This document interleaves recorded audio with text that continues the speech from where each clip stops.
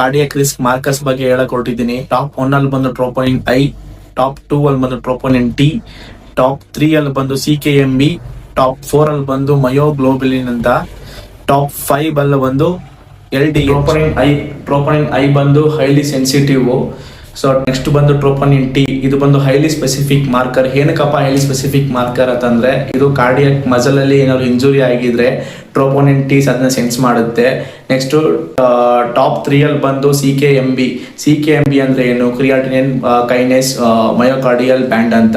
So ಇದನ್ನೇನ್ ಮಾಡುತ್ತೆ ಅಂತಂದ್ರೆ helps to detect myocardial injury, ಅಂದ್ರೆ ಕಾರ್ಡಿಯಾಕ್ ಅಲ್ಲಿರೋ ಏನಾದ್ರು ಬ್ಲಡ್ ಸಪ್ಲೈ ಆಗ್ತಿಲ್ಲ, ಆಕ್ಸಿಜನ್ ಸಪ್ಲೈ ಆಗ್ತಿಲ್ಲ ಅಂತದಂದ್ರೆ ಸೊ ಇದನ್ನ CKMB ಟೆಸ್ಟ್ ಮಾಡ್ಲಿಕ್ಕೆ ಹೇಳ್ತಾರೆ. ನೆಕ್ಸ್ಟ್ ಬಂದು ಮಯೋಗ್ಲೋಬಿಲಿನ್ ಅಂತದಂದ್ರೆ rises early after muscle injury. ಅಂದ್ರೆ ಮಯೋಗ್ಲೋಬಿನ್ ಬಂದು ಬ್ಲಡ್ ಸಪ್ಲೈ ಆಗಿಲ್ಲ ಅಥವಾ ಏನಾದ್ರು ಮಸಲ್ ಅಲ್ಲಿ ಇಂಜುರಿ ಇತ್ತು ಅಂತದಂದ್ರೆ ಅದು ಸಡನ್ ಆಗಿ ಅದು ಆಫ್ಟರ್ ಮಸಲ್ ಇಂಜುರಿ ಆದಾಗ ಅದು ಏನಾಗುತ್ತೆ, ಮಯೋಗ್ಲೋಬಿನ್ ರೈಸ್ ಆಗುತ್ತೆ. ನೆಕ್ಸ್ಟ್ ಬಂದು LDH. ಈ ಲ್ಯಾಕ್ಟೇಟ್ ಡಿಹೈಡ್ರೋಜಿನೇಸ್ ಅಂದ್ರೆ ಏನು?